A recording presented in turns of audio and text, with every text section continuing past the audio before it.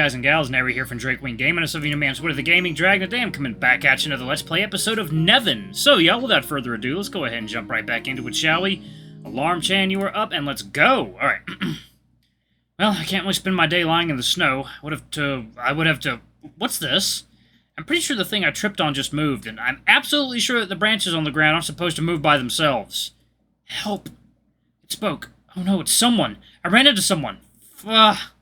As quickly as possible, I get up and turn to look at the mass buried under a thin layer of snow. At least my fall allowed me to find the person on whom I've tripped, and who continues to talk weakly. I clear as much snow as possible from the unfortunate stranger, briefly noting that he is a falcon. I then stay focused on my task, having bigger problems right now rather than figuring out what he's doing there. Considering the way he shakes and whispers while having clothes that aren't intended for the season, it looks like he's in hypothermia. I have to do something, now.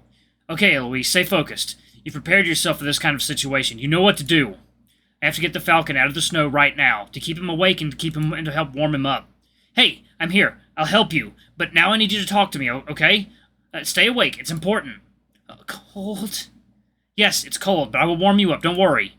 I didn't need an answer, only to keep his mind occupied. Without waiting for an answer, I quickly run my paw over his shirt. Shit! It's wet with snow, and he can't stay that way. Your clothes are wet. I have to take them off. Are you okay with it? No answer. It's bad. I have to hurry. I look at the sides of the road, trying to find a less exposed place to secure the falcon. A few meters from our position, I finally see a patch of dirt below a few trees partially protecting it from the snowfall. It's far from perfect, but it'll do. We're gonna move to a drier place. Try to hold on to me. Still no answer. I slip my arm under the falcon's shoulder to carry him as best I can, finally starting to feel him trying, without much success, to tighten his grip around me. He can still move. It's a small victory in itself. The process is neither easy nor pleasant, but I have no time to complain. Once I arrive, I quickly rummage through my bag to pull out a blanket and throw it on the ground. I don't exactly have time to pitch my tent yet. We'll do with what we have. The blanket should be cozy, and I hope the falcon will be too soon enough. I lay him down and start removing his shirt, which seems to wake him up a bit. He opens a tired eye, which makes it seem like he's looking at me without seeing me. What are you doing? Your clothes are soaked. You'll never be able to get warm with that. So I'm going to remove them, give you one of my shirts, and bundle you up in a blanket. Then I'm going to start a fire to keep you warm. I'm sure it's something we will both enjoy. Thank you. We can only hope he stays awake now. Falling asleep in this kind of situation is rarely a good sign. I quickly finish removing the falcon's clothes before pulling my spare outfit out of my bag. He's taller than me, but that will do for now. Once the stranger is dressed again, I roll him up in the blanket and take the time to observe him a little more closely. It's quite rare that we see this species in our regions. This kind of falcons generally don't like the temperatures here, with a few rare exceptions, so I don't often have the opportunity to see them from that close. His feathers seem quite strange to me. They look incredibly smooth and soft. However, the weirdest thing about him are his eyes, or rather what's under them. The gold thread that underlines each of his eyes seems directly attached to the feathers themselves, almost as if it's a natural part of his plumage. I've never seen this before, but I've heard about it and I know the meanings of such decoration. My mysterious stranger is not a citizen of the kingdom. He's Macadian, and this simple fact makes him even more interesting to me. However, he will only be interesting as long as he is alive. Let's not rush things. I unwrap a small package hanging on the side of my bag, revealing a series of branches and straw. That's all I need to start a fire, at least until I can find a few dry branches. I quickly build the base of my fire, while turning to the falcon to start a discussion. My name's Ellois, by the way. What's yours? A cat. Ha! I knew it! You're Macadian, right? Yes. Is it that obvious? The gold under your eyes. Also, only a Macadian would walk around so scantily clad in this kind of weather. You're used to the heat of the desert, not to our good old cold. I smile, trying to cheer him up with the hope of at least a slight grin. Alas, I only went a sigh. Looks like my audience is quite difficult to please. I usually have better reactions. I guess you're right. I didn't expect the weather to be so cold. Thanks for finding me and everything else. Everyone would have done the same. You're just lucky I ran into you. Literally in that case. I'm trying my best to wink this time. Ha! A smile. Very discreet, but it's here. My self-proclaimed legendary sense of humor strikes again. Thank the gods for that, indeed. Things could have been a lot worse. He takes a few seconds to look around as I strike some stones with my lighter, producing a few sparks which quickly ignite the straw, gentle heat spreading slowly around us. Lower the music a little bit. There we go. Alright, let me pause it right here and get some water.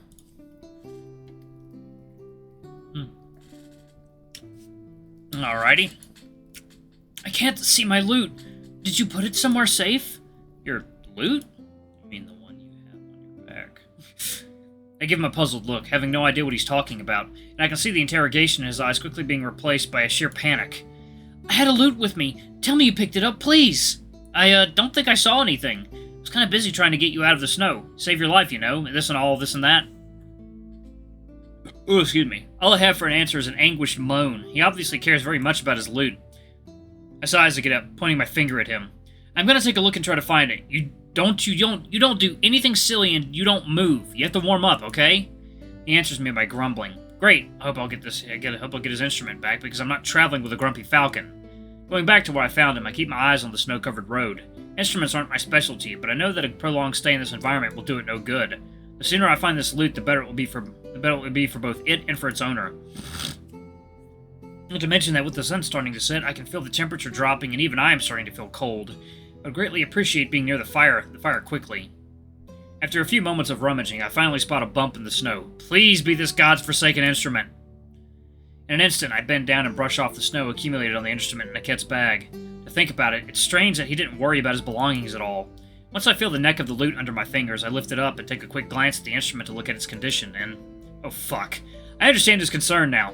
Who is this guy, and how could he afford this? It's clearly the most beautiful instrument I'd be able to lay my eyes upon.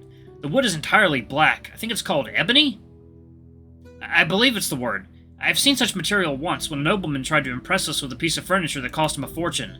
On top of that, the wood is finely etched with a series of curves and circles that emphasize the shapes of the lute, and is covered with a layer of shiny varnish which seems to have totally protected the instrument from the snow.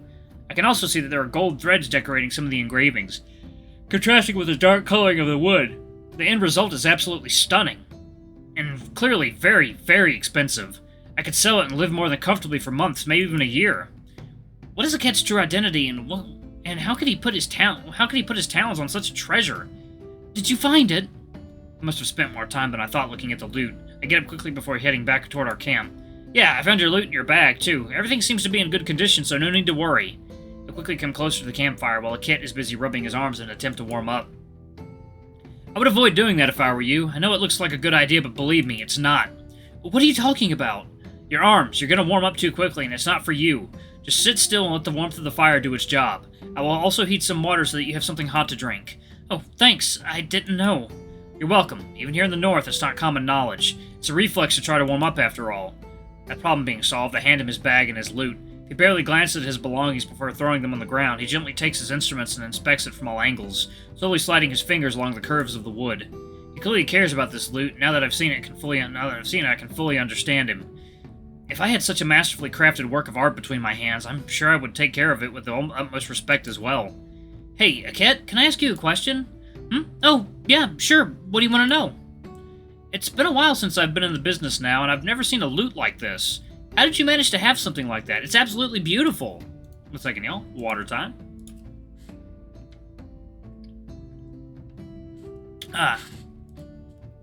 Oh, I can understand why. Wait, which business? Are you a musician too? In the rush, I did not have time to properly introduce myself. I bow to him with a big smile, mimicking an exaggerated reverence as I look in his eyes. Ellois from Skarna, singer, dancer, and wanderer. Nice to meet you. I lower my head briefly and I stick my tongue out at the falcon, who was kind enough to laugh briefly. At least we seem to be getting off on the right foot.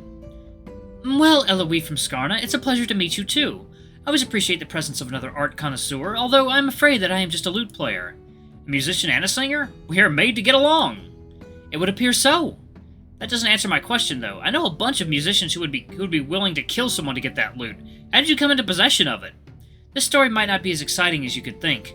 For a few years, I was a musician for a Acadian general, an old man enriched by the wars he had waged and exhausted by them. He loved my music. He could call me to his room and just to play something until he fell asleep.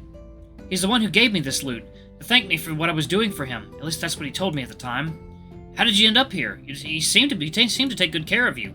I needed a change of scenery, to just see the world. I notice his hesitation, but I'm not going to dig any further. We just met, and if he doesn't feel like answering me, I'm not going to force it. However, meeting a musician on the road to Frostfang at the same time as me, that can only mean one thing. It seems that I met my first competitor. So, I guess you're on your way to the capital to try and become the next royal bard, am I right? That's right! I heard about the contest organized by the two kings, Lusk and Aeon, and I couldn't miss such an opportunity. In that case, I hope you're ready to see me win. Oh, really? Do you think you can do better than me, when I already have experience serving a court?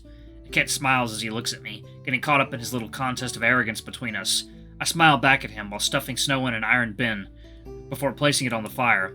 Because you think that I never had to sing in front of the nobility, Know that I had the pleasure of giving public and private performances to the greatest nobles of the kingdom.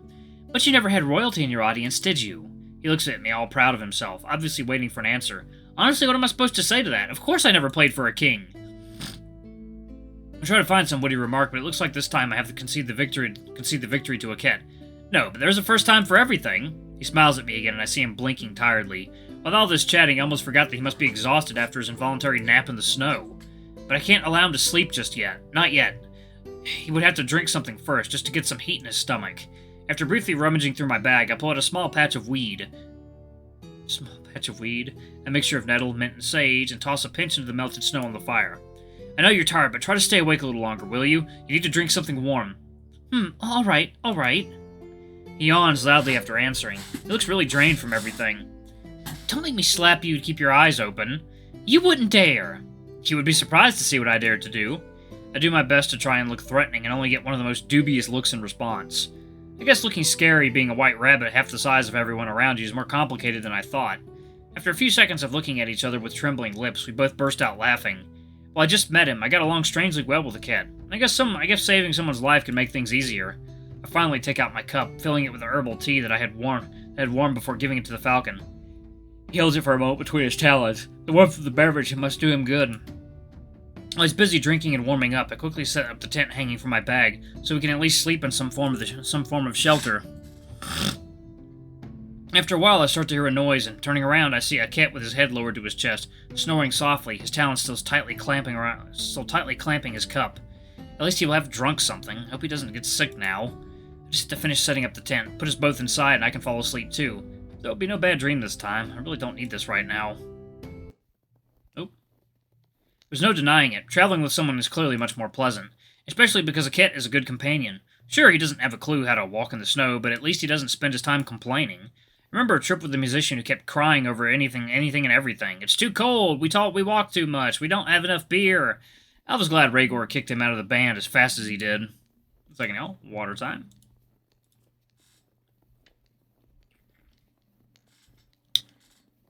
Delightful. We got up relatively early and were able to walk a lot. We were in the middle of the rough afternoon, and unless I'm mistaken, we should have an hour left to walk before reaching the capital. Frostfang. I've never been there, and I'm really curious about what the city looks like. In the distance in front of us, we can already see the mountain behind the city, and the Fang, which gives it its name. Ellois, do you already know where you plan to sleep once you get there? I guess you can't just pitch your tent in the middle of the street, do you? Shouldn't be a problem. Most inns will give us a room in exchange for our services. We'll just have to offer them a little ballad, and we'll have our beds for the night. Do you want me to stay with you? Why not? Besides, I don't know the city any more than you do, so if it means being lost, we might as well be lost together, right? Not to mention that I saved your life and I haven't had my reward yet. No way I'll let you go until it's done. I look at him with a grin as he rolls his eyes, and he is smiling just as much as I am. Guess I'm stuck with you for a while, then. You say that like I'm annoying. You break my heart, Eckhead. I'm absolutely sure you will get over it. Considering the traveling bard's reputation, I think you know it all when it comes to broken hearts. I try to look overly shocked. How dare he consider that the traveling bard's reputation as seducers applies to all of us? Well, alright, it's true when it comes to me, but that's not the point. I'm about to answer him when he interrupts me in our walk by grabbing my arm, pointing in front of him. Looks like there's someone sitting a little further down the road. I'm looking where a cat is pointing, and yes, it looks like there is someone there. Someone who now seems to be beckoning us. Looks like he saw us. Do you think he needs help? I guess. I'm not sure why someone would be sitting like that, waving at strangers if he didn't need it. It's quite a coincidence that on a two-day trip I ran into two people who needed my help. At least this one seems to have managed to not fall into the snow. Now that I think about it, it's a bit too much of a coincidence for my taste. It wouldn't be the first time I've seen someone trying to scam travelers this way. A thief passing himself off as injured so that people can let their guard down. He could stab us once we are close enough. We can take a look, but let's be careful. Why? Do you think there's something wrong? Let's just say that all the strangers on the road are not necessarily bird-brained Macadians. It takes a second for him to realize what I just said, and I have the satisfaction of seeing a surprised look on his face. As we get closer, I can make out more of our mysterious stranger. He looks like a dog, a husky, and is sitting on a rock by the side of the road, rubbing his ankle with one paw, waving at us with the other. I'm quite reassured at the sight of the emblem he wears on his leather armor, a bear's head with his maw wide open bearing silvery fangs on a field of black, Frostfang's coat of arms. He's probably one of the city guards on patrol in the area. It's strange to see him sitting alone by the side of the road, though. Hey, can you help me? I slipped on a patch of ice and I think I twisted my ankle. Ouch. I think it happened at least once to everyone I know. And it's never pleasant. I hope he hasn't sprained himself or worse. Hey, we'll give you a hand, don't worry. You aren't the first I have to save from a cold-related incident today. I give a kid a playful smile as he looks away. If he thinks I'm not going to use this to annoy him as much as I can, he is greatly mistaken. Thank you so much. Are you on your way to the capital? He turns his injured leg towards me while keeping his paw on his ankle as I lean forward. I'm obviously neither a healer nor an herbalist, but I've seen my share of sprains before, so I should at least be able to tell if it's something serious or not. Indeed, we hope to arrive soon. It was a long journey. Oh, really? Guess you must have taken a lot of things with you to travel, then. I suddenly stop. There is something wrong. First, the dog has tightened his fingers against his ankle. Secondly, it's pretty clear that he's trying to hide the wound. Finally, I really don't like the way he pronounced that last sentence. As if to add to my fears, I hear the distinctive sound of paws walking on the snow coming from behind us. Shit. Ellois, I think we have a problem. I know. The husky quickly gets up as he draws a knife from under his coat. The bastard wasn't hurt at all. On top of that, the emblem on his chest disappears in the faint glow of light. A brand of Illyria. Fuck! Looks like I'm the fool this time. Alright, y'all. I'm going to go ahead and pause it right there. Thank y'all so much for watching. Don't forget to like, comment, subscribe, ring that notification bell. Leave a super thanks or a tip if you can. It always helps. Until the next video, I love you all. I'll see you next time. Bye-bye!